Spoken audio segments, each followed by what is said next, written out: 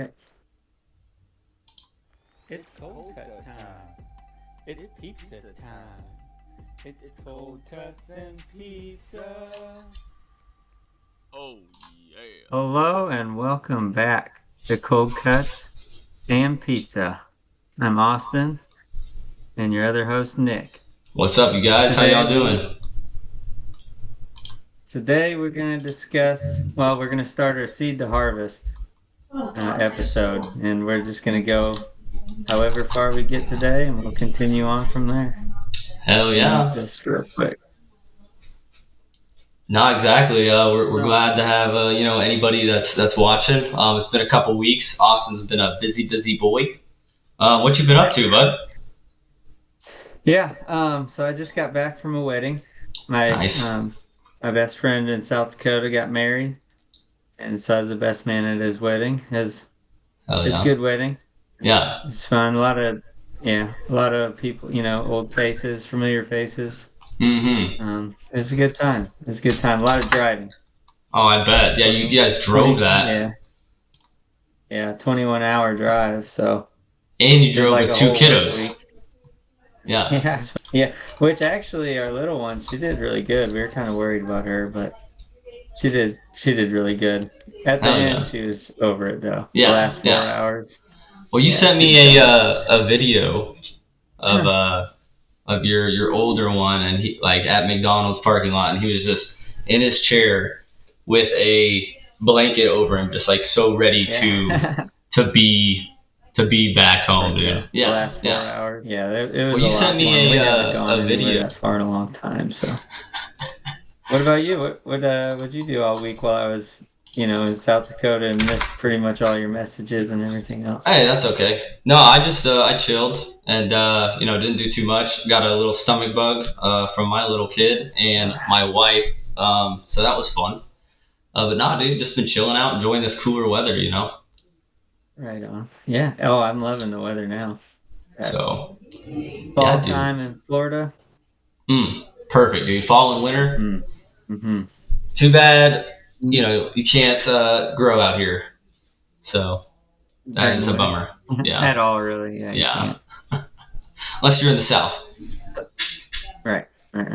So let's start on. Let's go with the seed first. Okay, sweet. Yeah. So you want to dig right in? Yeah, let's dig right in. Yeah. So really, like, this episode is just gonna be about educating anybody that trying to fix my voice. I want to make sure that my voice isn't like too loud. I don't know. Let me check this. Let's go with the seed first. Okay, sweet. Yeah. Yeah, I don't think it's too bad. I think it's all right. It's a little funky, but yeah. So sorry. You're good. It's a work in progress, Yeah, it's a work in progress. Yeah, exactly. So basically this episode is going to be about seed to harvest. We're going to educate newbies or even people that know like what they're doing. It's just going to be personal preference, like what we've experienced, what we've done throughout the industry or at home. So let's dive into it. For the seed, a lot of people, where do you like to get your seeds from? If you like, if you don't mind like sharing that information. Yeah, I use, actually until recently I always used that North Atlantic. And I really like, just the ease of the website mostly for me. Yeah. Is what I like that, and I've used them, so I know I'm actually going to get seeds. Right. Some places can be a little bit sketchy. It's not just going to be a baggie with nothing in it. Exactly, but no, I haven't used them in a while. Last time I placed an order was with Compost Malone. Oh yeah. And you do that owl poppy. Yeah, and I'm excited to pop another one of his seeds. Really, actually. Yeah. It's that's my G I was really right happy there, dude. with the turnout on that. So yeah, hell yeah. Yeah, the North Atlantic, I liked the ease of access, and you get freebies and stuff. I thought that was cool. That's nice. And but yeah, where'd you get them? So I never like really pop seeds like too much because like luckily when I worked at Capricorn, we were able to, as like a or like if you were a medical patient, you were able to buy legally, medicinally clones from there. So I was able to get clones from there. That's cool. But like, obviously my boy, like Compost Malone, like shout out to my boy. But there was this one place called Serious Seeds that we like to get them from at DM. We would get them from them, and they were built out of Amsterdam. And my mentor Steve like really knew the owner out there, so he would always send us like a bunch of good shit. And we grew this White Russian one time, dude, a White Widow crossed with AK, like super old school strains that were just unbelievable. But yeah, so that's where I would like to get them. But like I said, I've never like been in the seed like game too much. Right. Did you ever like, whenever you got your seeds, did you ever like get them in a book before? In a book? Yeah, like so like a book with like a hardback, and then they would cut out the pages, right? Because if you ordered your seeds through like internationally, they would send you. My buddy one time bought some from somewhere over like in Amsterdam or something like that, and he would get them in a book because customs would confiscate just the seeds. So they would get them in a book, cut out the paper, and then plant your seeds in the book, and that's how he used to get the seeds. It's like some prison style. Well, it's like more of like an older school like way of getting seeds, and just to keep it like low key, Were they? So here's a question: were they like? If you remember getting them, were they like bigger size seeds, smaller size seeds? Because I've noticed, what was the ILGM was the website? It's like the first website I ever used getting a seed, and I remember they were like tiny. Those like compared to like a lot of the seeds I have now, they were like really small. So I don't know. Is that I've never seen any more small ones like that? Is that like a genetic thing? It could be, yeah. It could be like a genetic thing. Like definitely, like if somebody,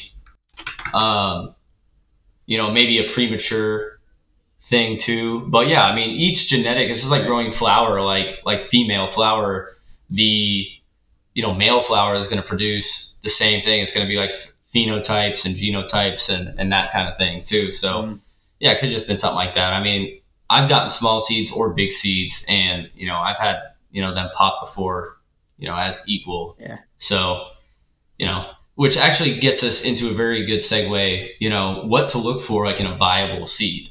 Yeah. So if you want to color definitely. I like. Yeah, go ahead. No, you go ahead. Okay. Like a lot of people call them tiger stripes. They're like the tiger stripes. I kind of like to call it dinosaur eyes. I don't know why. Because I think it's because you remember the movie Dinosaurs? There's a Disney movie. Yeah, you're talking about the old one where like at the very beginning they're like running for their lives, and you're like a kid, and you're like, "What the hell is happening to these dinosaurs, dude?" Yeah, because the meteors, yeah. So anyway, because for some reason that movie cover just reminds me of a cannabis seed, but it really doesn't.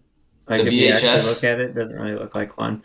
But yeah, it just kind of, I don't know, maybe it's the texture of the dinosaur. I don't know. Reminds me of it. But tiger stripes, what a lot of people, No worries. We're about to actually, so here it is right here. Here's what he's talking about. I have it up on my screen. You can't see it right now, unfortunately. Let me share my screen. No, that's all right. No, we're going to share my screen. So here it is. Is this what you're talking about? Is this what you're referring to here? This is what a seed looks like, ladies and gentlemen. In Austin's eyes. In Austin's eyes. But there's another one. I think if you go on Disney, they have a different. Okay, but got you. The texture of that dinosaur skin reminds me of. Okay, I hear you there. Yeah. So that makes sense. Yeah. So anyway. Oh shoot. No hate. But yeah, so yeah, when you're looking for viable seeds, just as Austin said, you're looking for tiger stripe or dinosaur VHS cassette cover. Right. Also, an older school way is like to give it a firm, but not too firm, of a pinch. Typical, like your tiger stripes and your brown seeds, they're not going to budge. They're going to be hard.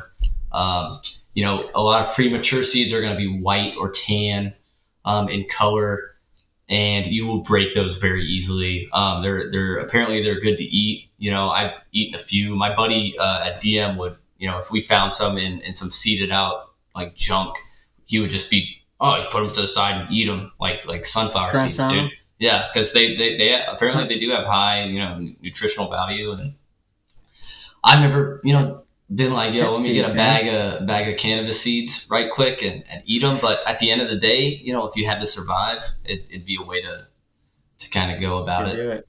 Like the seed. So yeah, And make sure.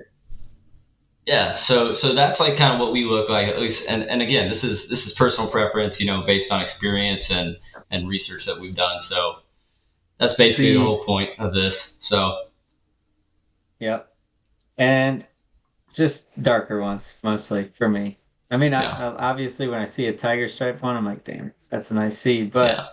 I mean, a dark brown seed could be just as good of a plant, if not better. Hmm. That's kind of the crazy thing about it. But Yeah, and even I've seen some like with a green-ish brown as well. Like they have just that green, which would just mean I guess that could mean that they just haven't like fully dried out, or I'm not really sure about that. I've never done like a seed project before or anything. Um, but yeah, so that kind of leads into the next like point. How do you like to pop your seed? planting it. Yeah. I personally just use Rockwell cubes. And they Just have that straight into the little, Rockwell, eh? yeah, they got that little, I guess that stop in them, you know Mm-hmm. Yep. what I'm talking That about? with Where that it's half like, inch, you that half gotta, inch hole, yeah. yeah, and then the Mm-hmm. bottom's solid. Yeah. So what I'll do is I always go point down. I don't know if that's right or wrong. I've read multiple different things. Like some people say point down, some people say point up. Mm-hmm. But for me, I've had a lot of good success with point down. I just put point down and use like a little screwdriver type deal and get that seed Just nice and easy to where it's snug. down to the deal and then I, smooth that Rockwell around and I soak it. Uh, I do use Clonex when I soak the cube. I Nice. don't know why, but it makes me feel like Makes you feel a little it's better. gonna, Maybe, yeah, it makes me feel like yeah. it's gonna root better, I guess, because I'm Yeah. not using just straight water. There you I go. use a little bit of that Clonex solution, Okay. And and yeah, that's usually how I yeah. do it. Hell yeah, maybe throw a little mycorrhizae in there next time, so that way when that root sprouts, just, That's a good idea. yeah, I've never exactly. done that actually. I've Yeah. never Yeah, so done it mix in it in, my. yeah, mix it in with your water, and then do you dunk it or do you just like pour it on top? So I got those little tiny 6 bay trays. Okay. So I'll just fill, Nice. soak them all, and then Yeah. I'll take it and drain it. Nice. Yeah, yeah. Just add it into your reservoir and like spin that up and then soak it up. That mycorrhizae should be good. That's a killer Yeah. idea, actually. I Yeah. don't know why I never done that. Yeah. Exactly. But yeah, yeah. So yeah, that's interesting. I've never heard of like the point down or point up before. I've always heard like tap root down. Like you always put the tap root down, right? So the plant can shoot up. But I've Shoot, never heard the pointer down. That's very interesting. But yeah, so there's a few other methods. straight down. That just putting them in straight to rock wool. I've heard of people putting them straight in the dirt. You're basically doing the same thing. Some people just like that dirt. Mhm. They don't really like to use rock wool. It's pretty bad on the environment. It takes like however long to like decompose and you Yeah. basically have to burn it because it's basically fiberglass. I mean, if you ever touch that shit, dude, like get like like when we were taking cuts at Connected, dude, we were grabbing it with our bare Mhm. hands, like your arms, dude, they get itchy and red, and then you just go out and dump it in the compost pile and be like, oh, it's probably fine, it's good. Um, It'll slide. yeah, but It'll slide. yeah, so one way that I like to do it, at least this is the way that I did and that I found way better, at least for me, again, personal preference is just putting it in, a glass of water, like a solid, I would use this every time I would pop a seed, like at home or something, I would use this big Georgia cup that I got that was black that I got from a UGA game one time and fill it up, probably, 1 inch to 2 inches of water, and I would pop my seeds in there And if they were good viable seeds, I mean, you're going to see within just a few days, you know what I mean, of that sucker pop out of there, dude. If it's a good viable seed. I've had seeds sit there for a week before because there were some bum seeds that I found on some seeded out junk. And yeah, so I would put it in there, wait a couple of days, and then, I mean, shit, dude, I never had tweezers really. When I had tweezers, I would use tweezers and then like put them in rapid rooter. But I've used like a spoon before, like, because I don't want my big, like, clunky fingers touching the taproot, get those oils on there, you know what I mean? Break them or something? Yeah, or break it or whatever. But yeah, so taproot comes out, bam, dude. I would wait, like, and I'd even wait if the taproot, like, was just barely out. I'd give it another day or two just to try to get that taproot just to stretch. Yeah, just to stretch a little bit. And see, get that's in one there. Way I've never done it is with the, like, obviously I've seen, I guess, a taproot before, but I think I've only done that one time where I like put it with the paper towel. I did that one time. Yep. Where you sandwich it in a paper towel and get it wet. Mm-hmm. And then, so I did that one time. I think I did like 6, and they all had taproots, and I was putting them in the rock wool, and I fucking broke like 2 of them doing that. So I was like, I'm never doing this again. I'm not gentle enough to do it this way. So like, why risk that extra step, you know? Yeah. So from there on, I was like, I'll just put them all in, and obviously, if 2 weeks passes and there's nothing there, it's probably safe to throw that one out. Yeah, exactly. And that's kind of how I've done it since then. But I did think it was really cool to do the paper towel way, just because I don't know, it's just cool watching the taproot come out of a seed. Yeah, it is. Yeah, you're like, I just started life. Like you're playing God almost. Yeah, like you're like, cool. I just created life, dude. Yeah. But that's that's like one thing, like with home grow, like when you talk about like a big operation, you can't fucking grab, let's say you're doing a big pheno hunt, you're not going to grab like 1,000 seeds and throw them in a cup of water, or 1,000 seeds and wrap individual paper towels. Like, no. You're going to do what you did, right? You're going to use like rapid rooters, which is like a peat moss, which is what I've used in the past. Just, again, it's preference, and then you're going to just grab a seed and go boop, boop, boop, and you're going to do that. And that's going to be what you do for 8 hours. It's like, you're going to grab seeds with the tweezer and put it in, I've seen people, out in the field, like, if you can grow outdoor in some good organic soil, like they'll just fucking sprinkle that, dude, and then they'll go out and cull out what's not doing good in like a couple weeks, like they'll constantly be culling, One new thing I have started doing was you brought up like not a long time ago, but when we were working together, you brought up that perlite little layer, and I've recently started doing that.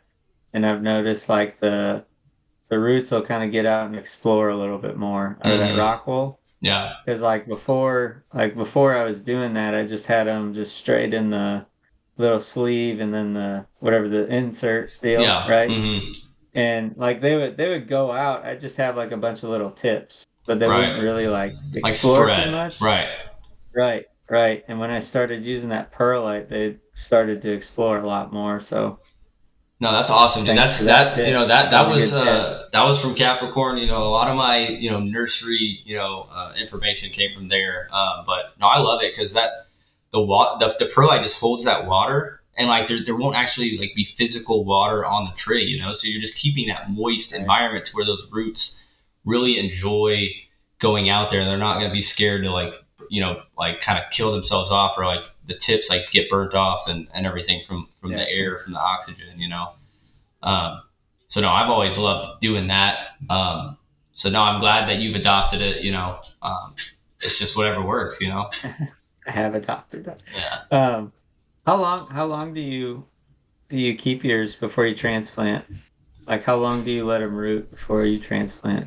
So I guess it just depends. A lot of it's going to depend on what you put it in first, right? If you put it in like a little 2-inch rock wool, if you put it in a 4-inch cube of dirt, if you put it in straight to a 1 gallon, basically, you're just looking for those roots to really come around the side there and then start working their way up. And once you see that happening, and you notice that that root right there at the bottom, like that you feel when you wiggle that plant, and you're just like, all right, like she's ready to go. You know what I mean? And you could definitely Right. start to tell. You don't want to push her too much. You want to do it at a good time. But yeah, I really am just looking at root development, dude. And it could just be, whenever with rock wool. I mean, you're not looking for the roots to go down like with dirt and then back up. You're looking for, I'd say, rock wool couple inches, like an inch into 2 inches, of nice like white fuzzy roots, and you're good to go, dude. Like they're ready to like explode, you know. Yeah. That's about what I wait for now. Um I used to would just wait until I saw like one little root come out and I'm like, oh, it's ready to It's plant. time to go, I got dude. a root. It's not like it didn't turn out well, but I can definitely say that I've noticed like a difference in the way I used to transplant with just that one or two, three Mm-hmm. maybe little tiny roots. Like the root ball at the end of the Mm-hmm. cycle is significantly different as to when like I really let them explode out of the rock wool and Right. then transplant. Hell And I yeah. used to not really think that was, that big of a deal. If you think about it, if you have that much more root mass at the beginning, Right. and they're all going out and searching, I mean, what you start with is definitely going to be a helpful end result. And Exactly. No, exactly. Veg and like younglings, and that is the most important part, right? If you go into flower, with a shitty plant that came from a shitty mom, or a shitty plant that, like the seed like just didn't do well, and you're not going to have good flower. And like one of the biggest like things that stuck with me, like from my mentor, DM, was like good growers don't grow bad weed. So you got to know when to cull. You got to know when to kill that plant. And actually, this is a good segue. Just a quick segue. I wanted to play a video today, let me see real it. quick, of you actually killing your first plants. Now this was a year. This was over a year ago. This was June of 2022, and you're not going to be able to see it, I don't think, unfortunately. Just heartbreaking. Actually, no, you will be able to, because I can just share my screen, dude. Um, and I remember you. I was like, I want you to kill this whole table, and you were like, "Are you sure? Like, are you serious?" And I'm like, "Yes." Like, take the scissors. Like, you've never killed, plants before, and this is kind of, I just, let's just play. Let's just roll it. So, Austin, how's it feel killing your first That's rough. cannabis I can plant? feel the pain from that day. Look how slow I was doing it. He feels like a Neanderthal. Yeah. And I'm pretty sure we culled that whole table, right? So, Yeah. Those are looking all at extra. it from the outside, like not working, like let's say you're just working at home, you're growing at home, and you come into that situation, you're like, you want me to do what? You want me to kill Yeah, 200 plants? Like, what do you mean? Like, I'm babying my plant that's barely alive at home. You want me to kill 200 healthy plants? Like, Yeah, what's that exactly. feeling like? What's that feeling like? Well, the first time, honestly, I didn't know if you were being 100% serious because I was like, that's a lot You of thought I was fucking punking money. you? Yeah, I was like, that's a lot of money to just cut. Yeah. But then after you take 300 cuts and you kill 50 before you know it, like 300's like It's not nothing. really even that high of a number. But I will say I still feel bad doing it because it is a lot of money you're cutting down. But just you But get so many again, cuts on a good mom good plant growers that good it's growers don't grow bad plants, and yeah, those were the exactly, worst out of what exactly. we had. So that's one thing that Yeah, like you really start stuck to to me. yeah, you actually understand it when you have that amount of plants to choose from. Because a Mm-hmm. lot of the ones we were killing, for me, I was like, that's a good looking plant. But I also only have four at a time at the most. So Yeah, it's like when you have 300 to choose from, you can easily pick out 100 crappy ones. exactly. No, exactly. No, I just thought that'd be funny to throw in there, and that's something I was going through. Like I said, I want to try to be able Yeah, to do like silly yeah, videos or any kind of video like from the farm or just anything like that to keep it cool. Do you remember that time I walked in and you had like porn playing and you were in there just yakking them? Bro, I'm pretty, yeah, I do remember that. My go-to was let the bodies hit the floor. Let the bodies hit the floor. Or maybe that's what it was. Maybe that's what it was. Hit the floor, Maybe. Every time, if I had to like kill a few hundred, like, and it was just me, and it was gonna take like 2 hours, I was jamming on like stuff like that, like Slipknot, dude, like stuff like that. System of a Down. No, it's funny, dude. Like, it was funny, dude. If we ever like had like pest problems like pop up, which was very rare, like at Capricorn, because we had a really good IPM program. But if we did, and we had to like nuke the place, we would put on some heavy metal, dude, like just scream like, like deep throat, like, and we're in there just blasting away, like just killing, murdering, dude, basically. And that was my boy Abel, dude. He would always get that vibe going if we had to do something crazy like that, dude. Get everybody pumped up for it. Yeah, exactly. That's one thing I didn't ask you. Do you use any type of? Do you do IPM?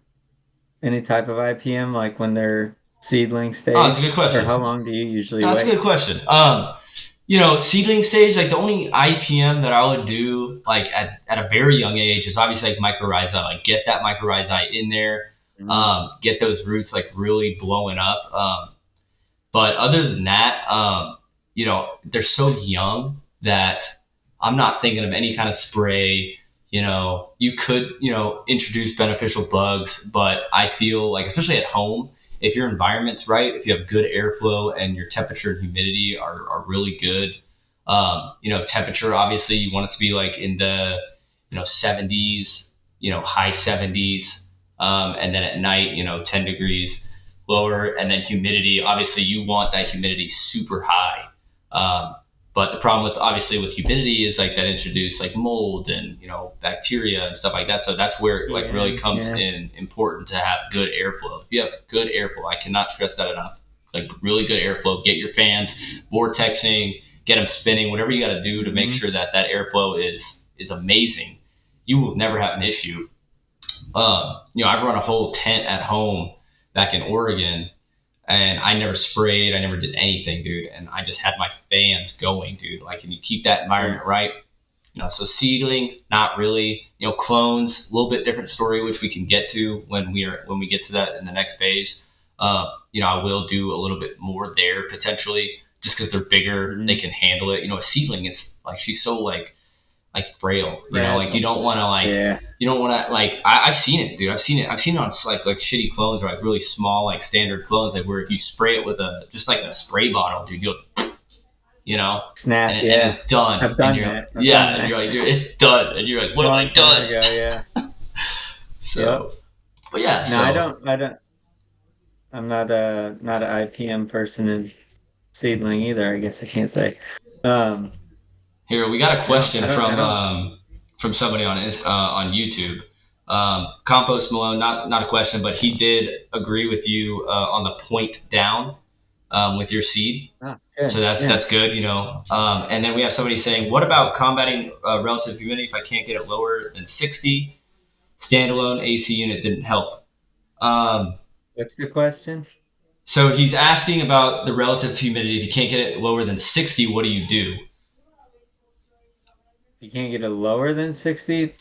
Well, I guess for a seedling, I wouldn't go lower than 70, honestly. He could be referring to just in general. A dehumidifier. You'd have to add a dehumidifier. Yeah. I mean, I guess he's got the AC unit. I guess depending how big, or how small, really your deal is. I know they make these like dehumidification bars.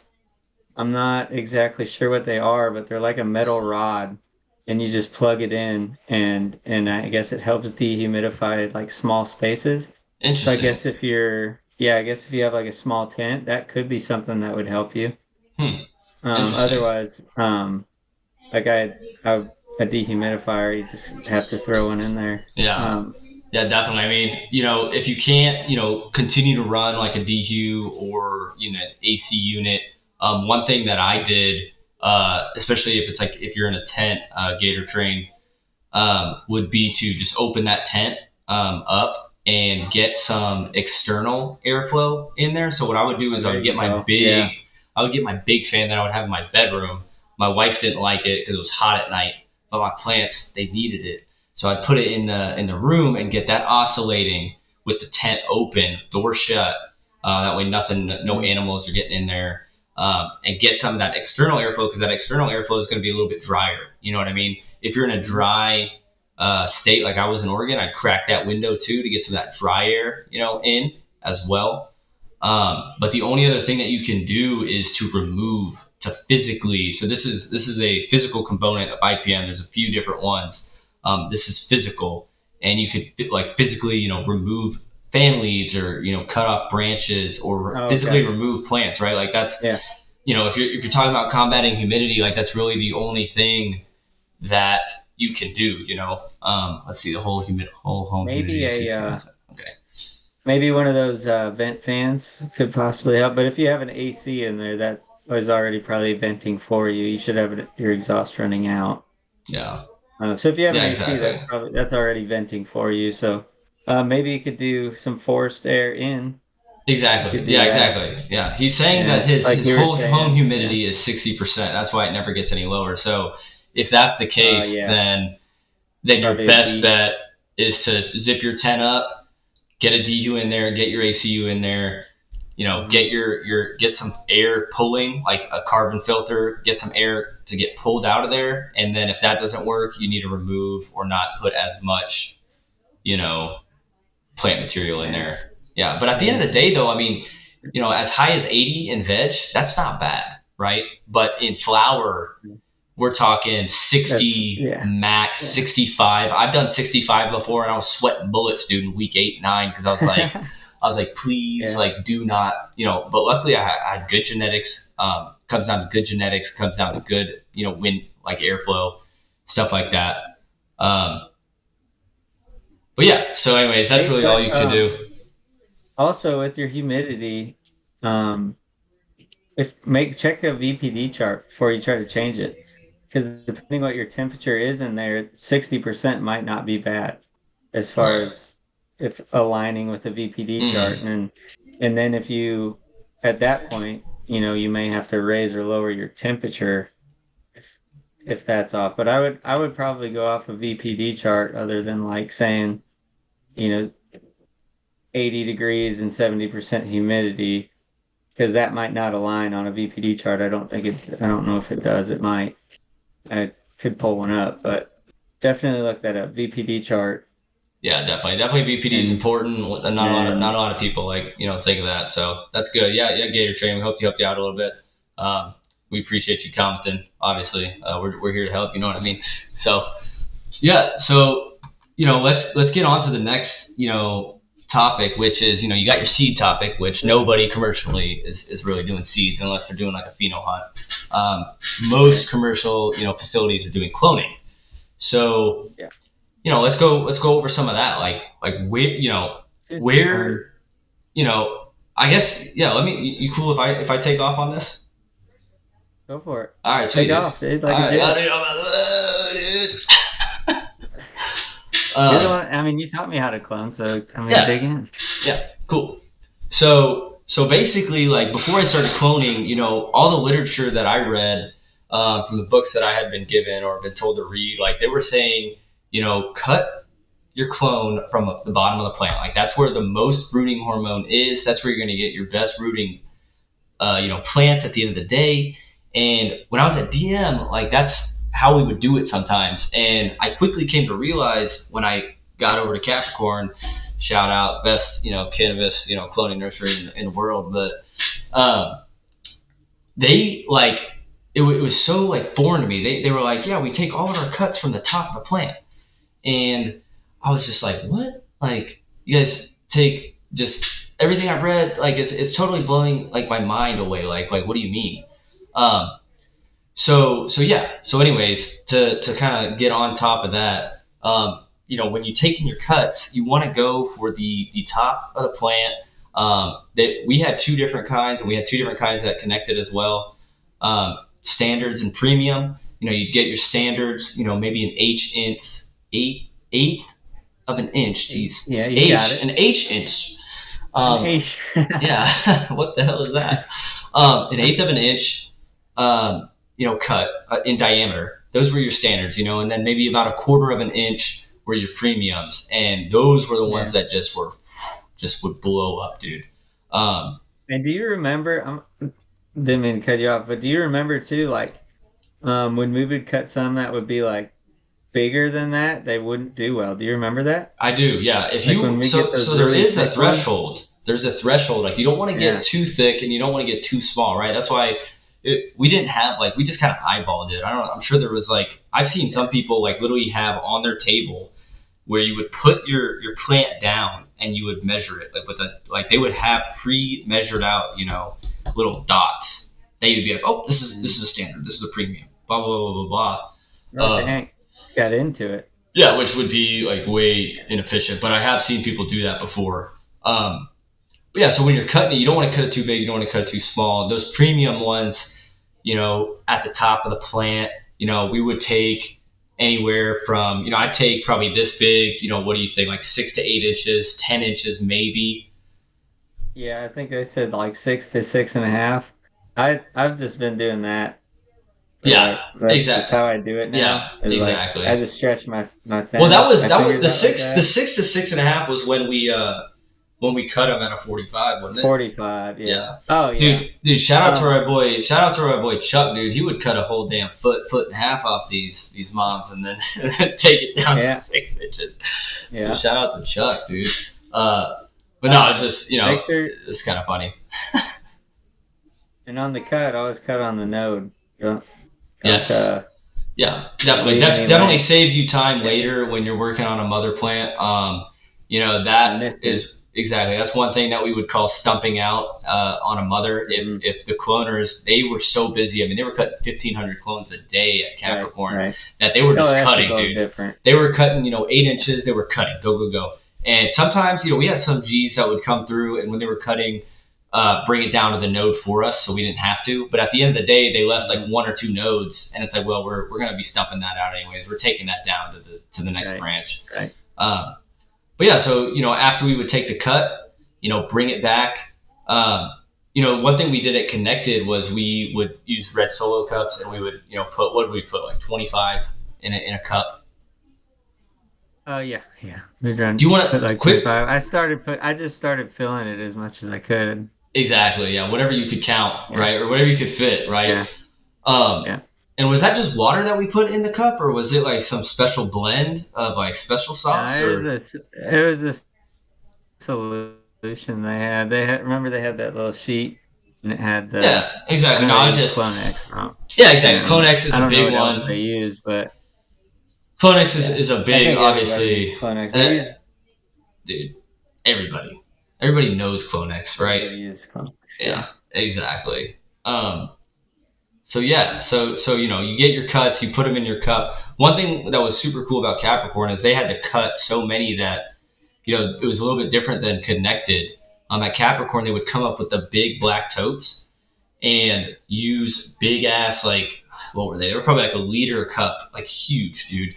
And each would have a strain, and they would just cut all their cuts at once, dude. So they would get in at about 8 o'clock a.m. and they were done cutting by 11:30, just before lunch. They would bring that big ass tote down on a cart or our little what was it? It was a Japanese truck, which was super cool. It was on the right, so you had to drive it on the right side. Yeah, dude, that thing was a beast, dude. It had mud tires on it. Was it tiny? It was, dude. It was the smallest little truck, dude, in the world, bro. Seriously. Little wagon. So they bring it down there, and then they do everything down there. Connected, we were a little bit less efficient just because we had a lot less space. But do you want to go about the next process? After you get your cups and then you're ready to do the next process, I'll let you kind of go into that. Oh yeah, after you get your cuts, your sock, yeah. And then you wanna get your 45, length it. Obviously you don't want some to be a foot and some to be 3 inches. Yeah. You want uniformity. Uniformity is important. Oh yeah. But I don't necessarily. I'm sure there's probably a reason they did 6.5, but I mean, if you cut one that's 8 inches, it's not going to fit in your dome most likely, but I don't think that's going to be a big deal. Yeah. So if you're obviously you could cut to your dome height, but if you cut a 7 inch cut, it's going to be on the dome. So right. It's not the end of the world, right? Yeah, but you don't want to cut like 3 inches. If you got a 3 inch cut, you don't want that. Exactly. So like get shadowed five's out. probably fine. Five's probably fine. Four, honestly, is probably fine. But I would say 6 is probably a good number. I still do this. Just fingers right there, 45. But I got small hands. If you got long fingers, then that won't work for you. So that's 6 inches for you. Yeah. Nice. I don't know. It's like that's what he tells himself at night. Yeah, in the mirror. We won't talk about that in this episode. Yeah, it's a different episode. Reproduction's a different episode. So you want to 45 your cut, because if you got a blunt edge, you're going to crush it. That's why. Yep. So 45. And they also say it's for rooting. And this is something I've read. Does it help it root? They say that cutting at a 45-degree angle actually like produces more like root growth tips or something like that, to where you're getting. I guess. If you think about it in terms of surface area.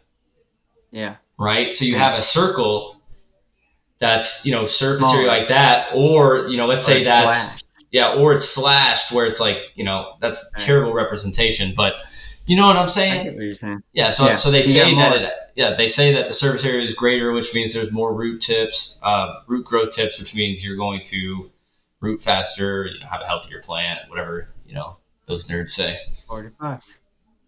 45 is important, not flat. Flat's bad. I stick it in rock wool. I don't know how other people do it. Well, did we add any pre-mixed? Probably do it in rock wool. Did we dip it in anything before the rock wool?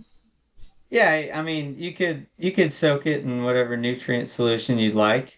Or like a rapid rooter, like a Clonex, like you could use a rapid rooter. You could use the Clonex gel if you want. You could use aloe vera from a plant that you grew at home. You could juice it and get your. Have some machine. Yep.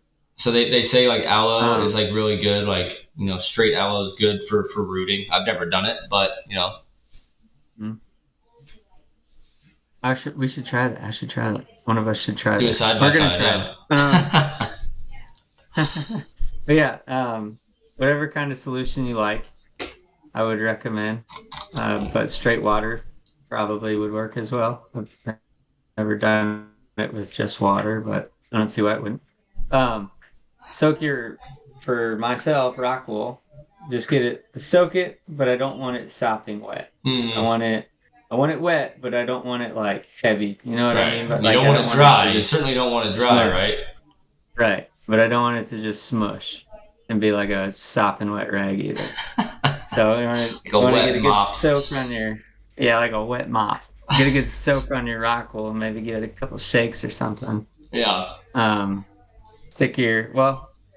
Dip them in. You could dip them in rooting hormone if you like. Mm-hmm. I think that the Clonex gel already has rooting hormone in it, so I think that one you can just dip it in a gel and straight into the rock wool. Yep. But definitely some type of rooting hormone would be the way to go. Just better, what's the word? Turnout. I want a better word for turnout. Better rooting success, like just success. Results. There we go. Better. There you go. Turnout. Turnout. There you go. It's fine. Rooting hormone, better results. You have more that root than you don't. You might always have some that don't root.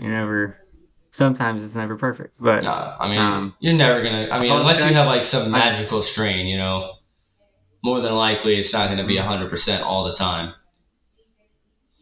We've learned that hollow cuts, right? At least I've learned that hollow cuts generally don't turn out as good as a solid cut, and I've also found that if you feed before you take cuts, you'll have less hollow stems. Yes, that is a so huge, if you're gonna do thing. Cuts, feed at least I'd say at least an hour before you're gonna do cuts. Yes, probably. Dude. I'm so glad that you figured that out on your own, because that was one of the things I learned at Capricorn was we would get in there an hour before the cloners would to water the plants that needed to get cut if they needed water. So they were, like rigid, like and strong, and also like to prevent hollowness. Because if you're taking a cut on a drought stressed plant or something that hasn't been watered in 12 hours, that's on the edge, but it doesn't quite need it. You're gonna get those hollow plants. So that's like a huge. I'm glad you brought that up because that's a huge thing. You know what I mean? Hollow. I mean, they'll still root, but you're not going to get as good of a cut. If you're going to take cuts, you might as well get the best cut you can get. Yeah, and 100%. Yeah. So also with the hollow tips, another thing I've noticed is when you do water before you take cuts, when you do take your cut and they're sitting in your cup, they start to droop a lot faster. And it's not because they're dying, it's just because there's no like humidity right there. Because now you've cut it off the plant, there's no roots. You haven't tipped it yet, so there's no way for that plant to really get the oxygen that it needs. Right. You know it's what I mean? struggling. Yeah, I mean, you cut it off a plant, like it's not, she's like, what'd you Yeah. do to me? Like, what is happening here, So the humidity, obviously, if they're drooping, that's fine. Once you get it stuck and you put the dome on, it's gonna lift itself back up. So don't throw away cuts. Yeah, just because they're getting a little, over, because it's not, it's not dying. It's just it's heavy because you fed it, and it's not doesn't have a humid environment right now, or humid enough, I should say. Yeah, exactly. So anyway, that's where we're at pretty much. Anyhow, we've stuck it now. We've put it in rooting hormone if you're using it, or if you're using the gel. We've stuck the cut. Now you're gonna throw a dome on that bad girl. Dome it and close both vents, or one vent, or three vents, however many vents your dome has.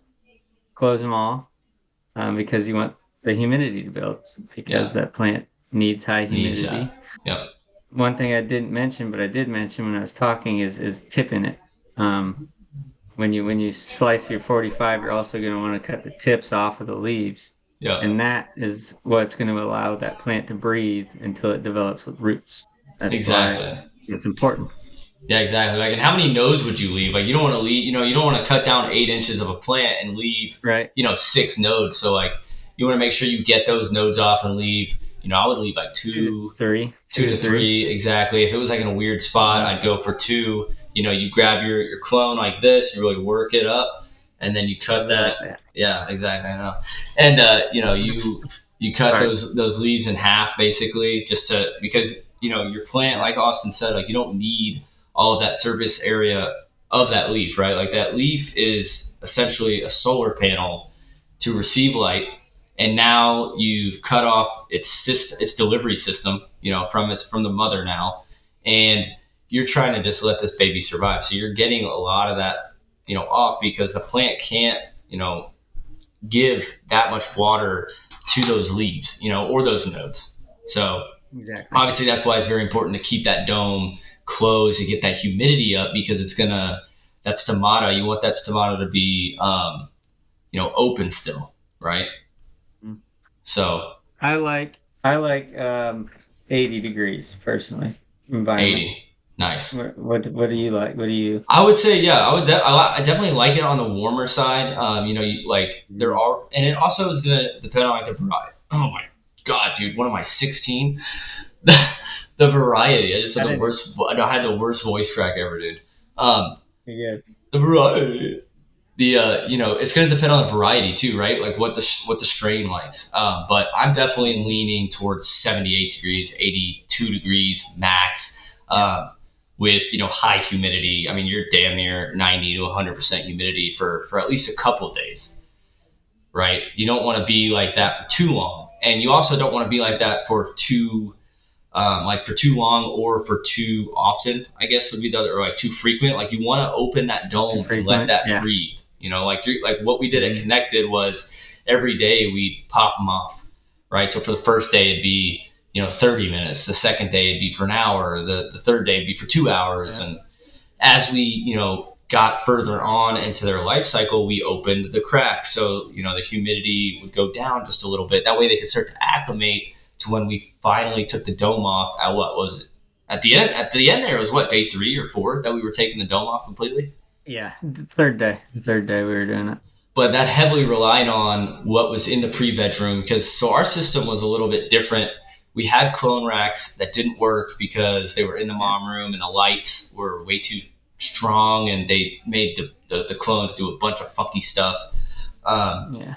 So we would put them on our or on our tables that were meant for pre-veg plants, made for, bigger plants than they were. But because we had so many plants in the pre-veg room, the humidity was actually a steady 65, 70%.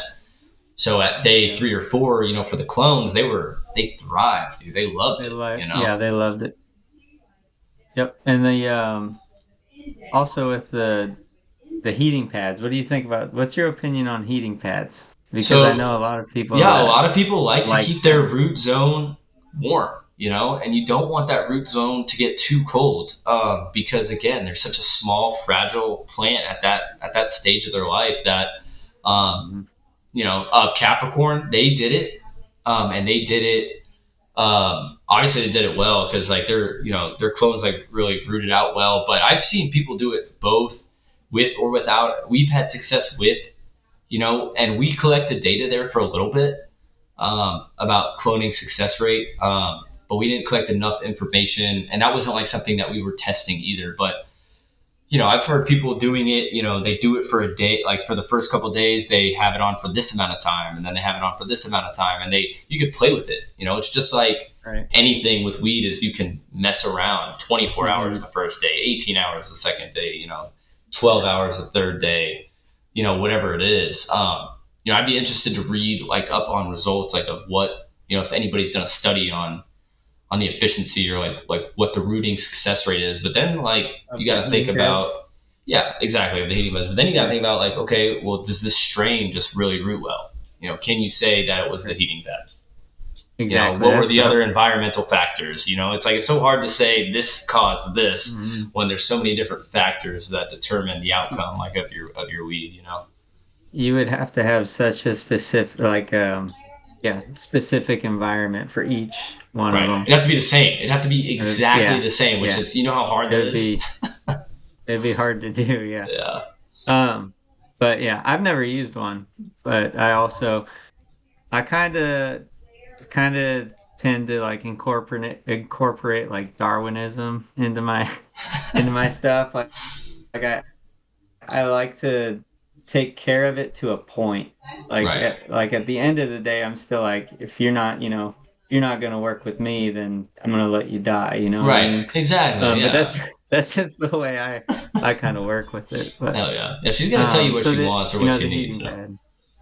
Yeah. Yeah, so dome, I think I liked when we domed for like 5 days. I liked that. I did too. I thought 3-day was a little premature because you definitely would see them like start to fall out just in terms of for a little bit. For a few days. They acclimated, but it's just, again, it's personal preference. It's what you like to do. Like in a commercial grow, you were set on bang, bang, bang. At home, it's like you can be like very, nitpicky and very careful with what you do, and And when you water clones, that's very important. It's an important part of the rooting. That can definitely be messed up. You can definitely. What would you like your EC to be at? What is your? Yeah. I do a 1.5 when I grow. And that's when they're rooted, right? When they're rooted, like maybe just drying out a little bit because the environment, or. Well, I start at a 1.5. Like when I soak my rock wool, that's at a 1.5 already. Nice, I like that. And then when they root, I'll do a 1.5 again, and then by the end of their rooting, I usually end at like a 2. Nice. Right around a 2.2. I've done 2.6, and it didn't hurt them. Yeah. So it's kind of weird, but at the same time, I don't feel like it needs 2.6. Right, because what is it doing? Yeah, like what is it? What's it gonna grow? I mean, it's got like just some leaves on there still, and it's still, once you up pot it, it's a different story. But in the tray, I would definitely agree with you. Like 1.5, 1.8 is like what I like to do. at a young stage with those smaller roots, like not too many, not a lot of leaf material on there. And to your point, overwatering is such a common thing, I feel like, because you're waiting and you're waiting and it's kind of like harvest in a sense, like it's kind of like, well, yeah, it's kind of like drying, and it's kind of like waiting to harvest, like to where you're playing that waiting game and you kind of get, anxious. Impatient. Yeah, and impatient. You're like, I haven't watered these in a week. Like, this isn't right. And it's like, well, what's the plant telling you? Like, push your emotions to the side and be like, what is she telling you? Like, what's the tray telling you? Are the majority of the plants, do they look good? Or are there a few that are like kind of being funny, and like, you don't want to base it off just a few, right? You want to base it off majority, especially when you're working with that many, plants. Clones will prey. Mm-hmm. So like what I mean by that is like when they're pretty well dried down, they will be standing really tall. Oh yeah. Like if you watch the plant, like when the clones are a little bit wetter, the leaves are heavier. They don't sit up as high, but when that tray really starts to dry down, even a clone will prey like a veg plant will. Exactly. So that's like another thing you can look at with them. Mm-hmm. Definitely. Yeah. Yeah, definitely. No, I mean, being able to see that, and be like, really, like, that's where the experience, I think, comes in, is being able to read a plant, like look at a plant and like be like, what are you saying, girl? Like, what are you telling me, basically? Mm-hmm. And that's definitely where the experience comes in. Absolutely. Other than watering, water. Yeah. Yeah, and then I wanted to talk a little bit about IPM. One thing that we didn't mention before when we take cuts, and this is something I like to do, and I would do this at home, and I would do this when you're receiving clones, or if you're receiving a plant anywhere other than your facility or your house, you're basically quarantining that plant and you're disinfecting it. You are cleaning that plant. So something that we did is we would do a xylitol drench, which is just it's hydrogen peroxide. I've been out of the game for 2 months, and I'm like forgetting what these things are. Like, it's just a hydrogen peroxide. It's very similar to Sanidate, except I believe, it's a little bit different. The ratios are just a little bit different. That's one thing that we like to do. Some people will use other things, which is totally cool, whatever your preference is. But that way, you're kind of getting anything off. You're kind of resetting your tray to be the same, right? If you have any kind of issue in your mom room, or if you get a plant that's dirty, you're kind of cleaning that off, which it's not always going to help, but it's just precautionary. And that's like the biggest thing with IPM, is just being precautionary and being preventative. That's the best thing you could do. Like, if you want to run a successful. Geez, dude, I'm like stuttering all over the place. My voice is cracking. I'm about to have like a stroke or something, dude. The Eagles got a big game coming up. So yeah, dude, they did. Well, they just won against the Rams, dude. So I'm still hyped about that, I guess. But yeah, so to run a successful IPM program, prevention is some of the the best thing that you can do. So that's something we did, and then also like kind of how we talked about the seeds. Like, would I do anything? One thing I would do with the clones is, because they were in the pre-veg room connected. We would run beneficial bugs, just leftovers. I wouldn't spray them, just because some of the stuff that we used was a little bit harsher. I wouldn't say harsh, but we used the Suff oil and xylitol spray. And that Suff oil, it's oily, it's heavy. I don't want to stress those plants out more than they need to be. Regalia is like something, I've used before, like at DM. I've used like Regalia just to really get that fungicide on there to, prevent any kind of mold or PM or anything like that. Something that we did at CAP was they would actually fog their clone barn with sulfur. And I actually wished we could use sulfur, because that gets rid of a lot of stuff, dude. Yeah. And they would fog it, and they had great success with it. But something, in Florida, you can't use sulfur in the state of Florida, which to each his own, At home, I wouldn't do a sulfur, right? Like, you're not going to sulfur spray your house. Yeah, Smells pretty bad, doesn't it? It smells bad. It's a 24-hour REI. Yeah. Right. Oh man, that's so you spray it and it gets like into your house. It's like you kind of like just evacuated your house. Like you're not gonna do that. But you don't have any bugs. You don't have any bugs, dude. You probably don't have like anything living in your walls anymore. But it stinks. Yeah, it smells, and it's itchy. Like that's one thing. So we would do it in the greenhouse as well, and it's definitely like kind of itchy because you get that powder residual at the end of it because it doesn't it mixes in with the water, but when it dries, it doesn't fully dilute, right? Gotcha. Yeah, I get what you're saying. It's like dumping like sugar into cold tea and then like mixing it up, and then like if that evaporated, your sugar would be there. You know what I mean? Right. So it's kind of but it's on your skin, on your arm, on your face. Yeah, it's like itchy. Yeah, I mean it's not too bad. We've all done. We've all like been there, whatever. Right. Exactly. But yeah, I think aside from IPM as well, lights, we didn't cover light on your clone. So I think that or seed. This could go either way. That I do what? I was saying it could go either way with seed or clone. Oh, okay, yeah. Sorry, I didn't hear you.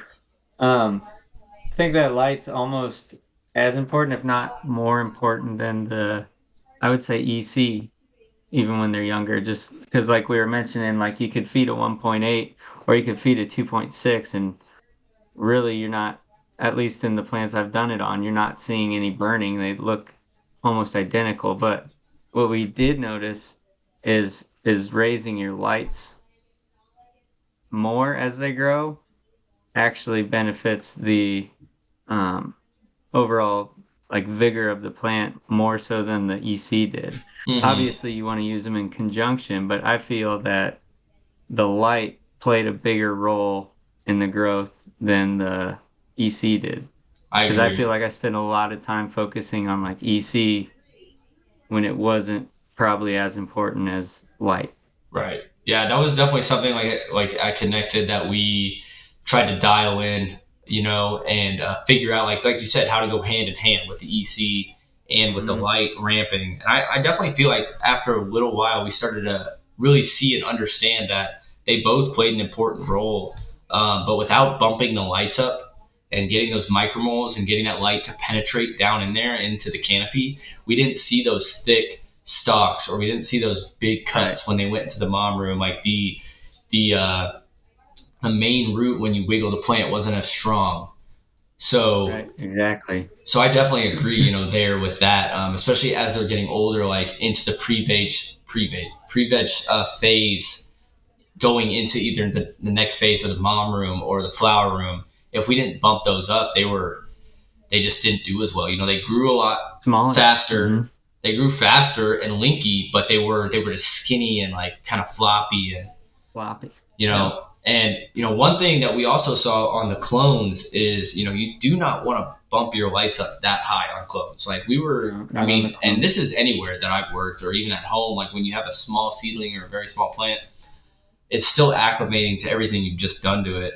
So like I would do like 150 or 200 micromoles, right? Like 250 max, as they're acclimating. And we could get into a huge debate about spectrum too, like the spectrum of light that you use in clone and in veg and in flower. And, at least from my perspective, I always enjoyed using a T5 when they were small. When they were small, I used white light only, and that to me promoted root growth. Now they stretched a little bit but I would keep the light, close enough to it, but you're not getting a lot of heat off of that T5. And that white light, to me, and this is just all this, like I've not done any research on spectrum lighting in terms of root growth. I know there's a lot of stuff out there like with different spectrums, different root growth, trichome production, terpenes, yield, obviously all of that. This is just from personal experience. That the root growth was a lot better and faster and healthier when I used a white light, and then when I would transition into a bigger pot to get it into veg leading up to flower, I would switch it then into a blue white light, like a bluish. Add some blue. You know what I mean? And then they say, obviously, like in flower, they say like red, red or like a more red spectrum and stuff like that. That's like where you can get like a blurple light.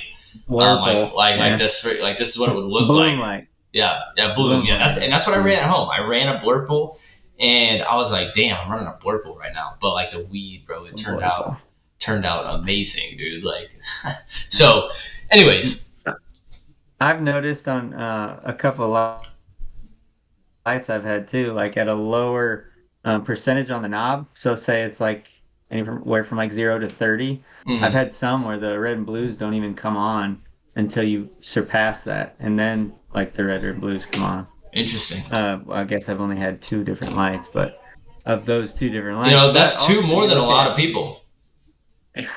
But also you look at like a lot of lights also have the switches, so you can obviously during flower you can turn on the bloom, and when it's in veg it'll just be white. So that must have, I mean, white light must have a lot to do with the rooting, like you said. Otherwise, why would they make a light like that? Right. Where you can turn off the red and blue. But no, I think lights should be a topic we do like later. I think that'd be cool. Yeah, definitely. Do like a whole deal on lights, because there's a lot to be said about light. I mean, it's one of the most important factors of it. So, right. I mean, like what light to choose? LED, HPS, right there. I mean, you could pick HPS and I could pick LED, and we could go to town, dude. Go to town. Yeah, I like the idea of that. Or something cool like that. That'd be cool. I'm gonna try that next time. Somehow I'll get another light or something and do one with red and blue and white and one with white. Well, my T5 is just collecting dust, dude. So if you wanted to borrow it, I was thinking about, my buddy is about to bring me some jalapeno and habanero seedlings. And I was like, man, I could pop the 10 up and get some seedlings in there. But then you're going to see like somebody drive past the house and this light's just going to be blaring through the window. And it's like, what? Yeah, I'm just growing peppers, man. I swear. You can never be too careful out here, man. Believe it or not. My friend in South Dakota that just got married literally grew peppers in his window one year with a red and blue light. That's great. So that's pretty funny. Yeah. Well, I'm sure when I turn on this blue light, people are like, what is going on in there? Like, does he have a fish tank or is he having a rave or what's going on? I like to party, man. We like to have party. You know what I mean? So, yeah, dude. So yeah, I mean, is there anything else that you want to add, to the seed, like from seed to clone? I feel like we covered the majority of it. Let me get as close as maybe it's just spread out a little bit, but and is that how close I am? No. Let me get closer. Just busting your balls. For the most part, though, I think environment, light, and the amount you're watering is probably going to be, in general, the most important things you're going to do when they're younger. Obviously, there's a lot of small little factors that we talked about, like feed and, rock wool, rapid root, or whatever. But if your environment's good, your lighting's good, and what was the other, in your watering is good, I mean, you should have success, or you at least have a good starting point to work off of. Yeah, exactly. And, I agree. I think, yeah. Hell so yeah. With that, I don't know. I think maybe we can kick it off next week with transplant and go from there. What we're going to want to look for before a transplant, and then take off and see how far we get. Exactly. Yeah. I mean, we figured this would be a few part episode here. Obviously we're going to go through veg and flower, and then we also want to go through harvest, drying, trimming, curing, and then storage. So that's, we still got maybe even 2 episodes to go until we finish that. And then maybe we could get a little bit more content too, just to kind of, throw out there and maybe have more questions. We did have a viewer question that we're not going to answer this week. We're actually going to push it off till next week. All right. But yeah, so yeah, we're gonna push that off. We'll save that off to the next one. Maybe we can get a couple than just one. That way, at the end of the show, we take 15 minutes to to answer anything like that. Yeah, you know what I mean? I like questions because it brings in like another point of view too. Exactly. You know, because you got us talking about our point of view. Like questions are cool too because then that introduces. You could go off on a whole new topic, something that you're not even thinking of at the time. Right. Yep. So yeah, your questions are highly encouraged just for sake of conversation. I love it. Exactly. Yeah, like Gator fan. I'm not even sure who Gator Train is. But I'm glad they answered a question or asked a question. You know. Yeah. Absolutely. So we appreciate you, Gator Train. You're probably not here anymore, but that's fine. No, we're just having fun with it, man. But yeah, no, we appreciate anybody that's tuned in or that will tune in. We are on YouTube podcast. We're on YouTube as well, and we're also on Apple Podcast and Spotify. So I'll make sure to get those uploaded. I'll probably do that in the morning just because I have to download the video and then upload it. But yeah, so we appreciate anybody kind of coming through, and if there's any like input that you want to give us, like we are more than open to, receive it. Oh, yeah. No egos here. No, we're just having fun with it, and we're just having a good time. So any input, any questions you want to ask, like A-Train said, we appreciate it. So appreciate you guys. It looks like Gator Train is actually still here. What up, my guy? No, we appreciate you guys tuning in. Appreciate my boy Compost tuning in. And then catch us next time. We'll either be out next week, next Tuesday, or we discussed earlier, maybe in a few days if we've got some time, with our busy lives to hop on here for an hour. Yeah. So. Absolutely. All right. And also, I realized that I can't play the outro song that we chose because it's copyrighted. Right. So one thing that I am going to ask us to do is we actually have to dance ourselves out in this episode. Okay, all right, let's do it. So, all right, so are you gonna play music? No, dude, there's no music. I'm doing this is the Cody Lowe dance right here. Right? All right, yeah, this is it. Yeah, this is it. All right, peace out. How long are we dancing for? This is it.